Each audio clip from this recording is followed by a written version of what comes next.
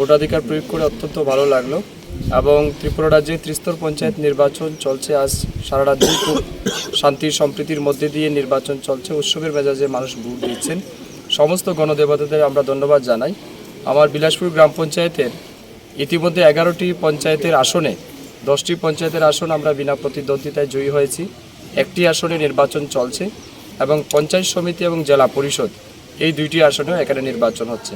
আমরা বিশ্বাস করি আমাদের এই বিধানসভা কেন্দ্রের যে সমস্ত গ্রাম পঞ্চায়েতে নির্বাচন হচ্ছে প্রত্যেকটা আসনেই প্রত্যেকটা গ্রাম পঞ্চায়েত প্রত্যেকটা আসনে আমাদের বিজেপি দলের মনোনীত প্রার্থীরা বিরোধী দলের প্রার্থীদের জামানত বাজেয়াপ্ত করে বিপুল ভোটের ব্যবধানে জিততে চলেছেন এবং পঞ্চায়েত সমিতি জেলা পরিষদ সমস্ত আসনগুলি আমরা বিপুল ভোটের ব্যবধানে জিতব এবং বেশিরভাগ বিরোধী দলের প্রার্থীর জামানত বাজেয়াপ্ত হওয়ার আশঙ্কা অনেক বেশি।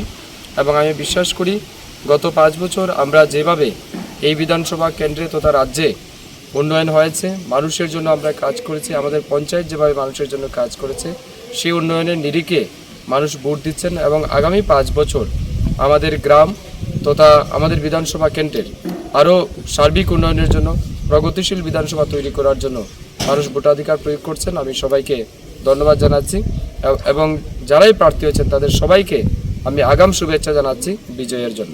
আপনার বিধানসভা কেন্দ্রে এখন পর্যন্ত কোনো ধরনের অপ্রীতিকর ঘটনা? কোনো রকমের সমস্যা নেই। আমাদের প্রত্যেকটা জায়গাতে ভারতীয় জনতা পার্টির কর্মীরা সহযোগিতা করছেন। বিরোধী রাজনৈতিক দল থেকে যারা প্রার্থী হয়েছেন তাদেরকেও আমরা স্বাগত জানিয়েছি এবং কোনো রকমের কোনো সমস্যা আমাদের বিধানসভায় নেই। কারণ এটা মাথায় রাখতে হবে, ভারতীয় জনতা পার্টি শাসিত সরকার রাজ্যে রয়েছে এবং ভারতীয় জনতা পার্টি দল গণতান্ত্রিক ব্যবস্থায় বিশ্বাস করে।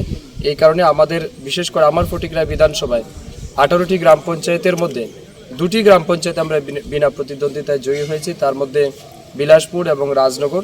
বাকি 16টা গ্রাম পঞ্চায়েতে কিন্তু ফুল প্রেজেন্ট নির্বাচন হচ্ছে। এর মধ্যে কয়েকটা গ্রাম পঞ্চায়েত আছে যেমন 2টা 3টা বা 4টা আসনে আমরা বিনা প্রতিদ্বন্দ্বিতায় জয়ী হয়েছি, বাট ওভারঅল সবগুলি পঞ্চায়েতেই নির্বাচন হবে।